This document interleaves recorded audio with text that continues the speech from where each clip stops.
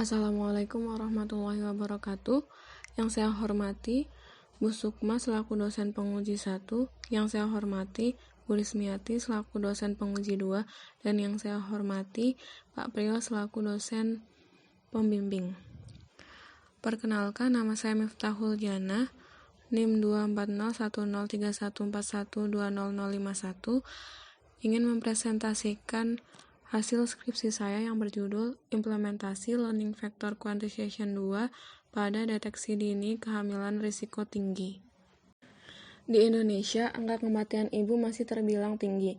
Berdasarkan hasil survei demografi dan kesehatan Indonesia tahun 2012, angka kematian ibu mencapai 359 per 100.000 kelahiran hidup. Angka kematian ibu mencerminkan risiko yang dihadapi ibu-ibu selama kehamilan sampai dengan pasca persalinan, yang diantaranya dipengaruhi oleh kesehatan ibu yang kurang baik menjelang kehamilan maupun kejadian berbagai komplikasi pada saat kehamilan dan persalinan.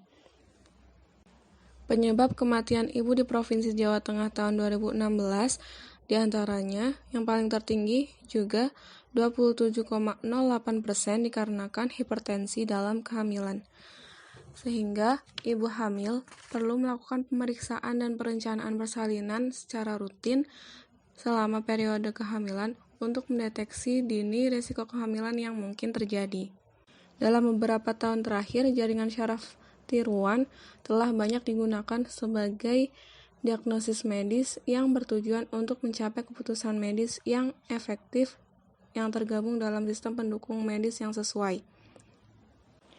Penelitian untuk memprediksi risiko kehamilan telah banyak digunakan, salah satunya untuk mengklasifikasikan tingkat preeklamsi pada ibu hamil dengan menggunakan Learning Factor Quantization 2 yang menghasilkan akurasi 93,75%. Sehingga penelitian ini ingin mengklasifikasikan kehamilan risiko tinggi menggunakan Learning Factor Quantization 2 untuk mengetahui akurasi yang dapat digunakan nantinya sebagai deteksi dini kehamilan risiko tinggi. Rumusan masalah berdasarkan latar belakang yang telah dijelaskan adalah bagaimana mengimplementasikan Learning Factor Quantization 2 pada deteksi dini kehamilan risiko tinggi. Adapun tujuan yang ingin dicapai dalam penelitian ini adalah mengimplementasikan Learning Factor Quantization 2 pada deteksi dini kehamilan risiko tinggi. Manfaat yang diharapkan adalah deteksi kehamilan risiko tinggi ini dapat membantu ibu hamil maupun tim medis dalam mendeteksi kehamilan risiko tinggi sejak awal kehamilan, sehingga dapat segera dilakukan penanganan lebih lanjut. Tinjauan studi yang pertama terkait dengan penelitian yang pernah dilakukan pada bidang deteksi kehamilan risiko tinggi dan penelitian dengan penerapan algoritma jaringan syaraf tiruan Learning Factor Quantization 2. Tinjauan studi selanjutnya yaitu terkait kehamilan risiko tinggi, yang mana kehamilan yang dapat mempengaruhi optimalisasi ibu maupun janin pada kehamilan yang dihadapi. Kehamilan ini dapat menyebabkan bayi menjadi cacat, terjadinya komplikasi kehamilan, serta risiko lain yang lebih besar dari risiko kehamilan perempuan pada umumnya. Persalinan dengan keadaan kehamilan yang punya risiko tinggi dapat menyebabkan kematian pada ibu dan bayi. Menurut penelitian UMBA pada tahun 2014, hasil akhir kehamilan sangat dipengaruhi oleh faktor risiko prakehamilan baik non-patologis atau patologis, yang diantaranya faktor risiko prakehamilan non-patologis adalah usia ibu kurang dari sama dengan 18 atau lebih dari sama dengan 35 tahun dan tinggi badan kurang dari sama dengan 150 cm. Adapun faktor risiko prakehamilan patologis diantaranya yaitu keguguran dan persalinan prematur. Selanjutnya terkait dengan jaringan syaraf tiruan yang merupakan suatu sistem yang direpresentasikan sebagai satu set node yang disebut neuron, memiliki koneksi antar neuron dan dirancang untuk dapat bekerja seperti otak manusia yang mereproduksi beberapa lapisan dari pemrosesan elemen sederhana. Setiap neuron terhubung dengan tetangganya dengan bobot tidak beraturan yang menunjukkan bobot koneksi antar neuron. Setiap neuron memiliki fungsi aktivasi yang bekerja pada input untuk mendapatkan output sebagai hasilnya. Arsitektur jaringan syaraf tiruan dibagi menjadi dua, yaitu arsitektur jaringan dengan lapisan tunggal dan arsitektur jaringan dengan banyak lapisan. Pada jaringan syaraf tiruan terdapat fungsi aktivasi, salah satunya yaitu fungsi aktivasi linier yang digunakan pada learning vector quantization 2 di mana fx sama dengan x. Kemudian jaringan syaraf tiruan juga melakukan proses pembelajaran dengan pelatihan terawasi dan tidak terawasi. Pelatihan terawasi atau unsupervised learning adalah suatu pembelajaran yang outputnya telah diketahui sebelumnya. Unsupervised learning adalah pembelajaran yang mana outputnya belum diketahui. Pada LVQ 2 menggunakan supervised learning atau pelatihan terawasi. Selanjutnya masuk ke LVQ 2. LVQ 2 merupakan perbaikan dari algoritma LVQ dasar atau LVQ 1. Prinsip kerja dari algoritma LVQ dasar atau LVQ 1 adalah pengurangan node tetangganya sehingga pada akhirnya hanya ada satu node output yang terpilih. Jadi, hanya vektor pemenang yang memiliki jarak terdekat dengan vektor input yang akan diperbarui. Pada LVQ 2, dua faktor dengan jarak terdekat, yaitu vektor pemenang pertama dan kedua, diperbarui jika beberapa kondisi terpenuhi. Menurut Budianita dan Firdaus 2016, dua vektor akan diperbarui jika memenuhi 3 kondisi. Yang pertama, unit pemenang dan runner-up, yaitu vektor terdekat kedua merepresentasikan kelas yang berbeda. Yang kedua, vektor masukan punyai kelas yang sama dengan runner-up. Yang ketiga, jarak antara vektor input ke pemenang dan jarak antara vektor input ke runner-up kira-kira sama diketahui dengan menghitung kondisi window. Persamaan yang digunakan untuk mengetahui apakah vektor input X masuk ke dalam window ditunjukkan pada persamaan 2.16 dan persamaan 2.17. Kemudian, vektor YC atau vektor pemenang dan YR vektor runner-up akan diperbarui jika memenuhi kondisi tersebut tadi. Vektor YC dan YR akan diperbarui dengan menggunakan persamaan 2.18 dan 2.19. Selanjutnya, evaluasi kinerja classifier yang digunakan untuk mengevaluasi tingkat akurasi pada proses klasifikasi. Di antaranya ada k-fold cross validation yang membagi dataset menjadi k-subset. Setiap iterasi satu subset digunakan untuk menguji, sedangkan subset lainnya digunakan untuk pelatihan. Kemudian digunakan confusion matrix. Confusion matrix ini berupa tabel yang menunjukkan berapa banyak kasus yang terjadi yang berasal dari kelas aktual ke kelas prediksi. Informasi dari confusion matrix diperlukan untuk menentukan kinerja model klasifikasi. Nilai kinerja model klasifikasi yang dapat diketahui dari perhitungan informasi confusion matrix adalah akurasi, error rate, sensitivitas, dan spesifitas. Bab ketiga, yaitu metodologi penelitian. Yang pertama, garis besar penyelesaian masalah dimulai dari pengumpulan data, kemudian mapping data, setelah itu normalisasi data, kemudian digunakan k-fold cross validation untuk membagi data latih dan data uji. Data latihnya itu dilakukan pelatihan LVQ 2 dan data ujinya untuk pengujian LVQ 2. Dari pelatihan LVQ 2 diperoleh bobot akhir pelatihan yang digunakan untuk pengujian LVQ 2. Kemudian diperoleh evaluasi. Data yang dikumpulkan adalah data rekam medis ibu hamil dari Puskesmas Rawasari, Kelurahan Tembalang sebanyak 100 data. 100 data ini terdapat 2 kelas, yaitu kelas beresiko tinggi dan kelas tidak beresiko tinggi. Dengan masing-masing datanya itu terdapat 10 atribut input dan 1 atribut output, yaitu kelas tadi. Kemudian mapping data. Dari 10 atribut yaitu umur, hamil ke, riwayat abortus, lingkar lengan atas, tinggi badan, berat badan, jarak persalinan terakhir, cara persalinan terakhir, hemoglobin, dan riwayat penyakit akan di-mapping ke variabel X1 sampai dengan X10. Kemudian dilakukan normalisasi data. Ada dua kategori data, yaitu data numerik dan data kategorik. Data numerik ada pada variabel X1, X2, X3, X4, X5, X6, X7, dan X9. Maka akan dinormalisasi dengan menggunakan min-max normalization.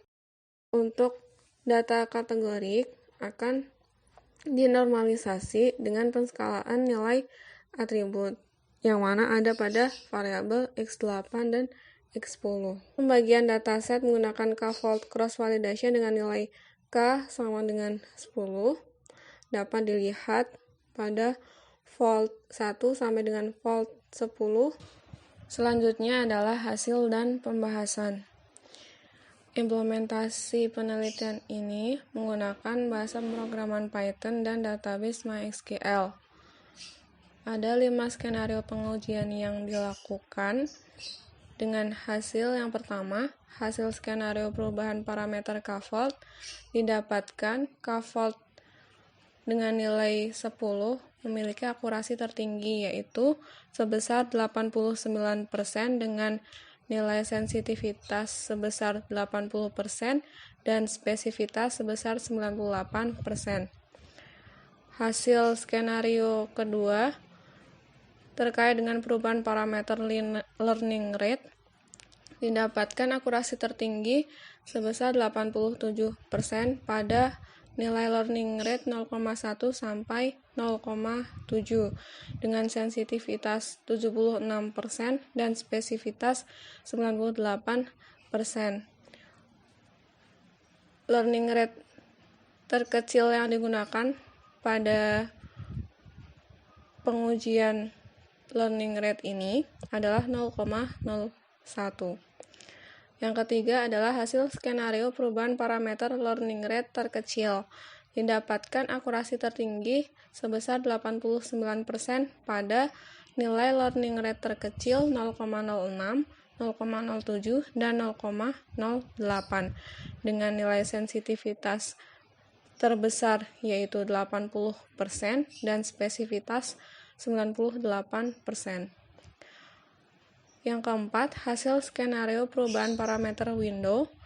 Nilai window yang digunakan pada pengujian yaitu 0,1, 0,2, 0,3, 0,4, dan 0,5. Dan pada saat pengujian menggunakan nilai window tersebut didapatkan akurasi tertinggi yaitu 89% dengan nilai sensitivitas 80% dan nilai spesifitas 98%. Yang kelima adalah hasil skenario perubahan parameter maksimum epoch.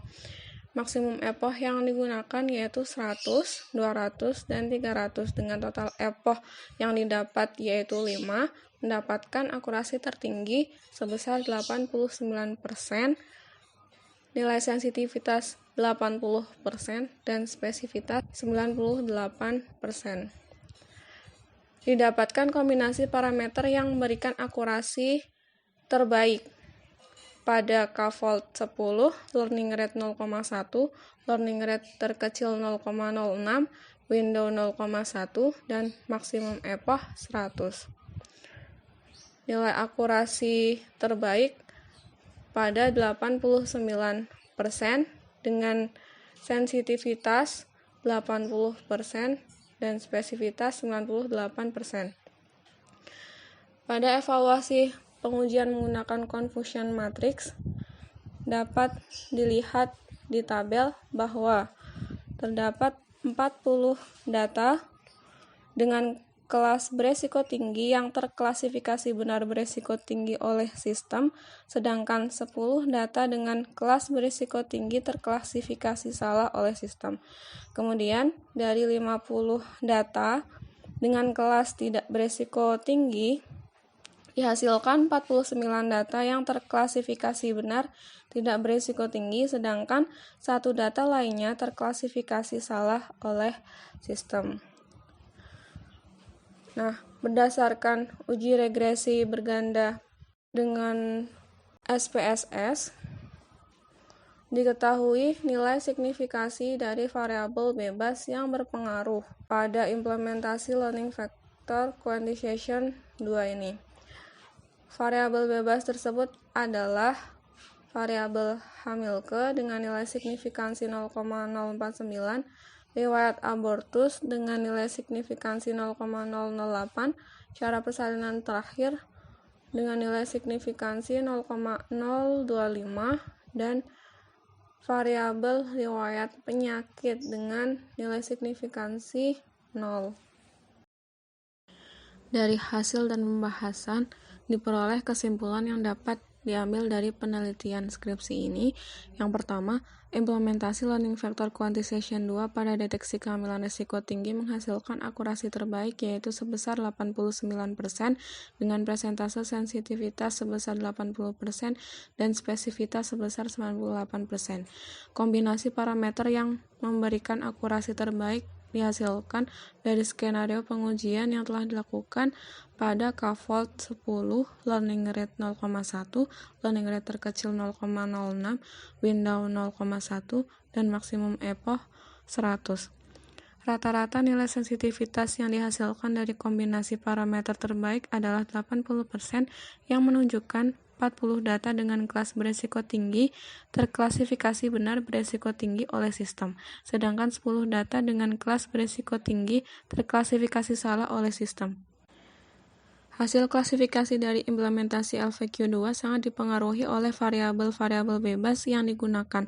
Berdasarkan uji regresi logistik biner berganda menggunakan SPSS, dari 10 variabel bebas yang digunakan dalam penelitian ini, ada 4 variabel bebas yang memiliki pengaruh besar terhadap hasil klasifikasi.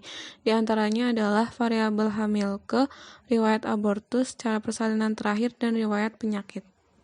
3. Bobot dari hasil pengujian yang digunakan sebagai bobot deteksi juga mempengaruhi hasil klasifikasi pada implementasi LVQ2, sehingga dipilih bobot dari hasil pengujian dengan akurasi terbaik untuk dijadikan bobot deteksi. 4.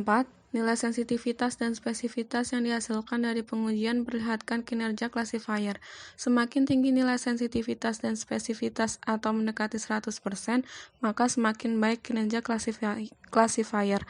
Kemudian, jika hasil nilai sensitivitas lebih rendah dari nilai spesifitas, seperti pada hasil penelitian ini, yaitu nilai sensitivitas 80% dibanding dengan nilai spesifitas 98%, maka perlu dilakukan penambahan data latih untuk menghasilkan nilai sensitivitas yang lebih baik pada implementasi LVQ2 pada deteksi kehamilan risiko tinggi.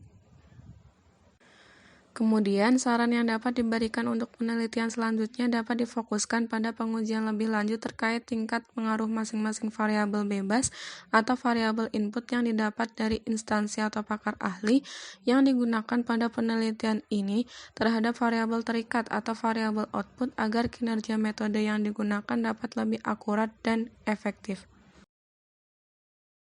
Selanjutnya, demo program. Terlihat interface awal program, terdapat menu beranda JSTLVQ2 tentang kami dan login. Masuk ke menu login, masukkan username admin dan password. Setelah berhasil masuk, terlihat beberapa menu. Pada menu lihat data, ditampilkan data rekam medis ibu hamil yang didapatkan dari Puskesmas Rawasari sejumlah 100 data.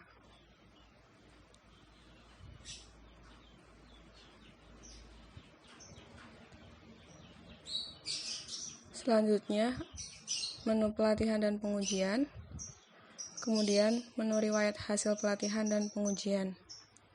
Ditampilkan hasil pelatihan dan pengujian yang telah dilakukan. Kemudian ada menu bobot deteksi, sub menunya pilih bobot deteksi, dan bobot deteksi terpilih. Jadi pada menu bobot deteksi, admin dapat memilih bobot hasil pelatihan dan pengujian sebagai bobot deteksi nanti. Berikut tampilan bobot terpilih hasil pelatihan dan pengujian. Selanjutnya, ke menu riwayat hasil pelatihan dan pengujian. Telah dilakukan sekitar 1.685 pelatihan dan pengujian dengan berbagai parameter yang telah diinputkan dan berbagai hasil akurasi, sensitivitas, dan spesifitas yang mana didapatkan akurasi terbaik sebesar 89%. Kemudian masuk ke pelatihan dan pengujian, memasukkan kombinasi parameter terbaik yang menghasilkan akurasi tertinggi yaitu 89%.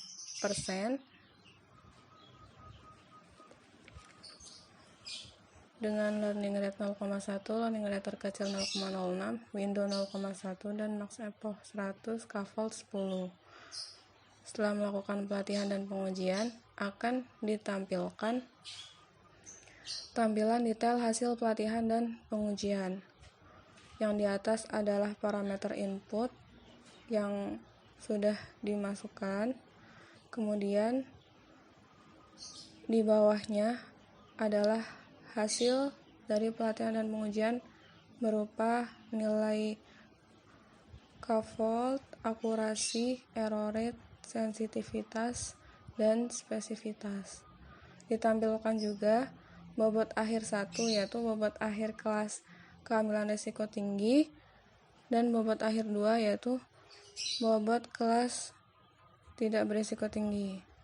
Kemudian ditampilkan runtime pelatihan dan pengujian, yaitu yang telah dilakukan barusan adalah 6 detik.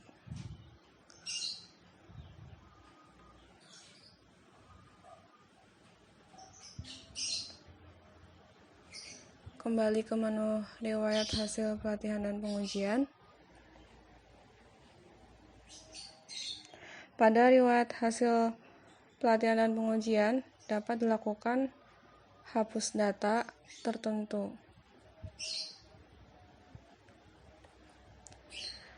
Kemudian juga dapat dilakukan untuk melihat detail hasil pelatihan dan pengujian yang telah dilakukan pada data tertentu. Setelah logout, melakukan deteksi dini. Misal, memasukkan data dari rekam medis ibu hamil yang ke-1 dan ke-2. Yang pertama ke-1 terlebih dahulu, memasukkan umur, kemudian hamil ke, riwayat aborsi, jengkal lengan atas, tinggi badan, berat badan, kemudian jarak persalinan, cara persalinan, hemoglobin, dan riwayat penyakit. Pada data pertama, riwayat penyakitnya tidak ada, berarti kita pilih negatif, kemudian diproses. Hasilnya adalah status deteksi dini kehamilan tidak berisiko tinggi. Lakukan deteksi dini lagi pada data kedua.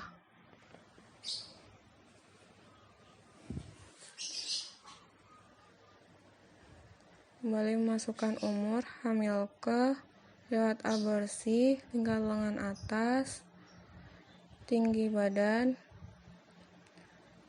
berat badan, jarak persalinan,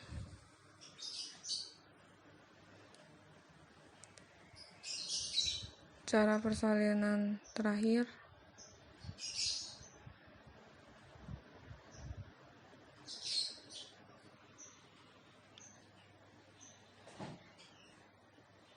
hemoglobin, dan riwayat penyakit. proses. Hasilnya, yang data kedua menghasilkan deteksi bahwa kehamilannya berisiko tinggi. Sekian presentasi dari saya. Terima kasih. Wassalamualaikum warahmatullahi wabarakatuh.